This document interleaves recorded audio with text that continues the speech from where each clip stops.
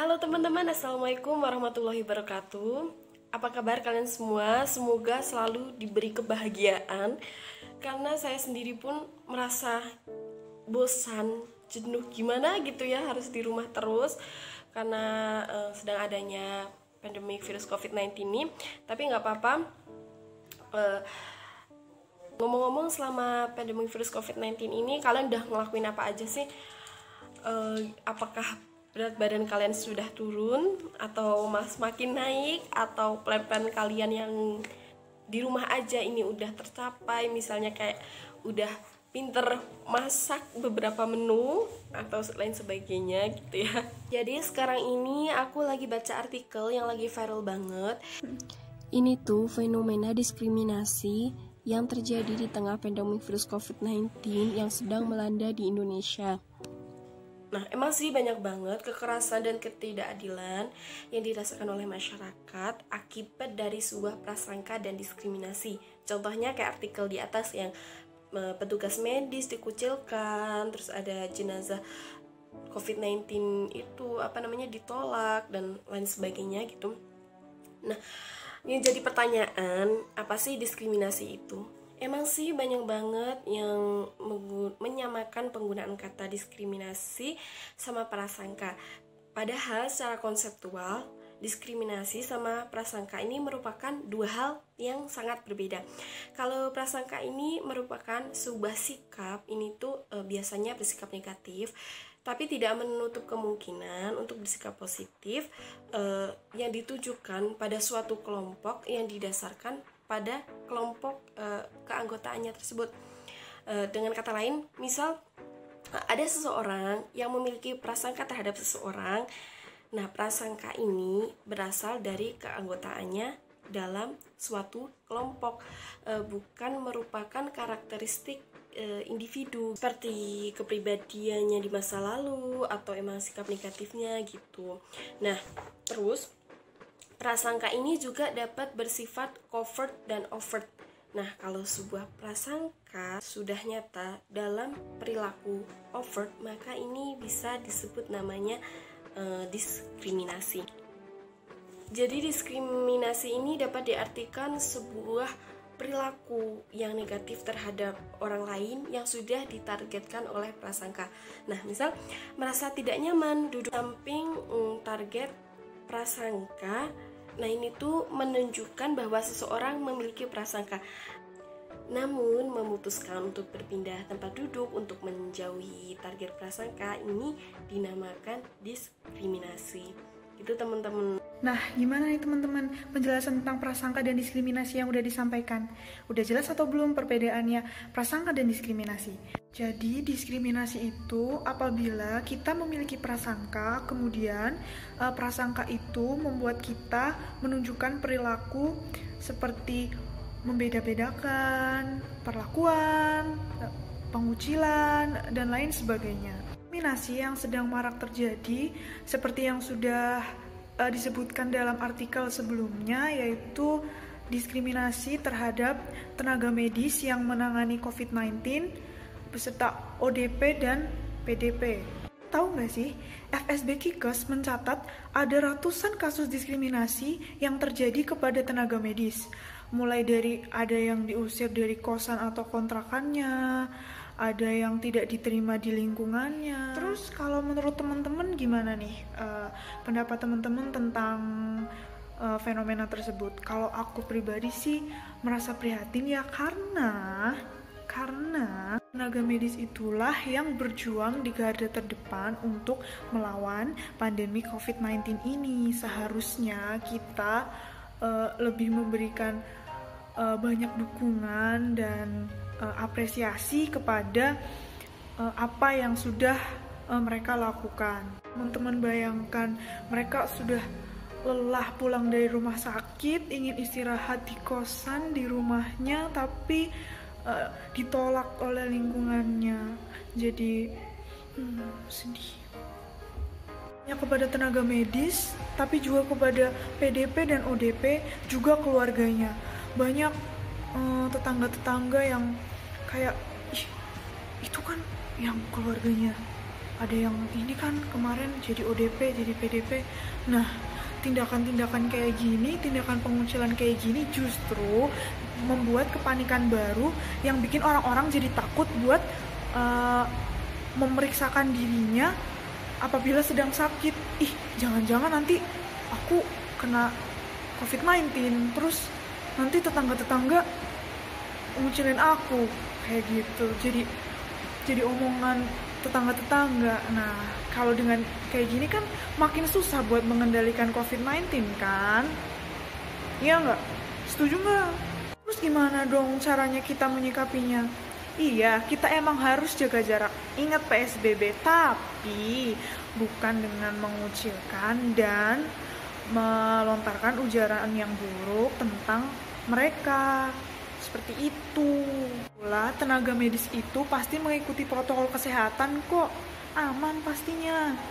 Gak usah terlalu panik. Asal teman-teman mematuhi PSBB, tetap jaga jarak, nggak nongkrong-nongkrong dulu, nggak main-main dulu, nggak makan-makan dulu di luar. Insya Allah pasti aman-aman aja. Oke guys, seperti yang sudah teman-teman saya sampaikan mengenai kasus diskriminasi terhadap tenaga medis dan pasien ODP PDP di Indonesia. Saya sendiri setuju dengan pendapat Aura bahwa kita tidak boleh mendiskriminasikan baik tenaga medis maupun pasien ODP dan PDP. Masa tenaga medis yang mau membantu pasien COVID di Indonesia padahal tahu itu sangat berbahaya dan mereka tidak pernah mengeluh, tapi kita beda-bedakan? Coba kita renungkan, jika tidak ada tenaga medis, siapa yang membantu pasien COVID di Indonesia? Bukankah jika tidak ada tenaga medis, jumlah pasien COVID di Indonesia akan lebih melesat tinggi dalam sekejap? Maka dari itu, kita tidak boleh mendiskriminasikan tenaga medis. Terus, pasien ODP dan PDP juga tidak boleh didiskriminasikan loh.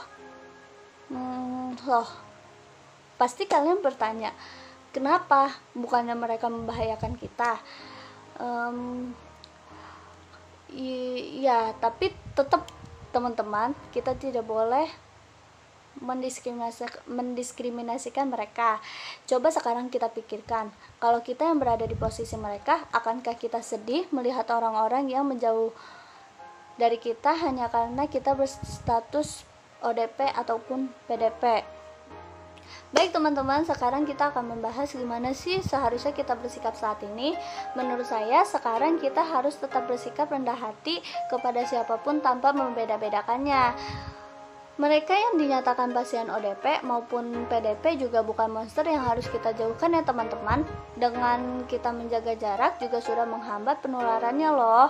Jadi kita tidak perlu menjauh dari mereka. Lagi pula untuk pasien yang sudah positif, mereka akan diisolasi selama 14 hari.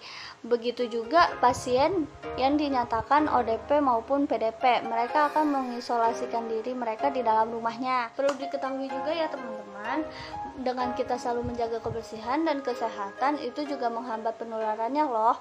Di artikel yang pernah saya baca bahwa virus corona ini tidak akan bertahan lama bertebaran di udara maupun di benda. Tapi kalau kita tidak menjaga kebersihan kita, pasti tidak sama saja dengan kita mengundang virus-virus bertebaran di tubuh kita.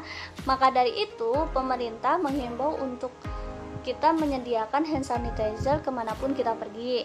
Oh iya, untuk menghindarinya juga, jangan lupa kita harus tetap mengikuti anjuran pemerintah ya teman-teman. Terima kasih. Tidak seharusnya kita menjauhkan, bahkan menolak tim medis dari lingkungan sosial kita loh teman-teman. Karena pada kenyataannya tim medis itu telah melakukan rapid test hampir setiap hari. Jadi jangan khawatir lagi ya teman-teman. Teman-teman juga pasti tahu, di saat yang lain ketakutan, merasa parno terhadap kasus COVID-19 ini, tim medis malah dengan siap sedia tetap berada di garda terdepan untuk menangani kasus COVID-19. Medis juga rela untuk menahan rindu yang mereka rasakan terhadap keluarga mereka dan orang-orang terdekat dengan mereka karena mereka harus merawat pasien dengan kasus COVID-19 ini. Teman-teman juga pasti bisa membayangkan dong gimana sih rasa sesak, pengap, dan panas yang dirasakan oleh tim medis karena setiap harinya mereka harus menggunakan APD dengan bahan yang super tebal, menggunakan masker berlapis-lapis, dan juga menggunakan sarung tangan. Mereka juga tidak memberikan ruang terbuka sedikit pun bagi tubuh mereka untuk meminimalisir kontak fisik dengan pasien COVID-19. Terhitung dari bulan Mei 2020, telah ada sebanyak 55 kasus tenaga medis yang dinyatakan gugur karena terpapar oleh kasus COVID-19 ini. Hal tersebut bisa disebabkan karena beberapa faktor loh teman-teman. Yang pertama, karena tenaga medis melakukan kontak langsung dengan intensitas yang tinggi terhadap pasien dengan kasus COVID-19. Yang kedua, penyebaran APD yang belum merata di kota-kota kecil yang ada di Indonesia. Yang ketiga, karena mereka menangani orang tanpa gejala. Jadi, penting sekali bagi kita untuk berkata jujur kepada tim medis mengenai riwayat perjalanan ataupun kontak fisik yang sebelumnya kita lakukan. Jika kita kaitkan dengan psikologi sosial, menurut pakar psikologi sosial yang bernama Andik Matulesi, ia mengatakan bahwa sebenarnya masyarakat kurang mendapat edukasi mengenai apa itu sebenarnya corona dan bagaimana corona dapat tersebar. Jadi, dari situlah karena ketidaktahuan atau minimnya informasi yang masyarakat dapatkan mengenai corona dan bagaimana cara corona dapat tersebar, yang bisa menyebabkan munculnya prasangka, stigmasi, dan akhirnya berakhir pada diskriminasi. Jadi begini contohnya teman-teman, misalkan ada orang yang dalam bepergian ia sudah menggunakan masker, namun ia tidak menyadari kalau dirinya telah terpapar oleh orang yang positif COVID, namun ia belum menyadarinya. Jadi setelah beberapa pekan kemudian, korban ini akhirnya memeriksakan dirinya dan ternyata ia memang benar positif COVID. Nah, dalam kasus ini ia adalah korban kan? Namun prasangka, stigmasi ataupun diskriminasi tetap saja korban ini terima sekalipun ia korban bukan pelaku. Poin terakhir yang ingin kelompok kami sampaikan adalah saran bagi masyarakat yang masih saja melakukan perlakuan diskriminasi terhadap ODP, PDP, dan tenaga medis untuk segera berhenti melakukan perbuatan itu. Ingat ya, berhenti. Karena yang seharusnya kita lakukan kepada mereka adalah yang pertama, jangan menghakimi karena kita tidak tahu apakah mereka korban atau pelaku. Kalau mereka korban gimana? Dan tidak ada orang di dunia ini yang ingin sakit. Yang kedua, tetap berikan semangat kepada mereka dengan harapan mereka akan termotivasi untuk sembuh. Yang ketiga, berikan penghargaan kepada tim medis karena kita tahu kalau tim medis tetap berada di garda terdepan untuk menolong dan merawat pasien dengan kasus COVID-19 ini.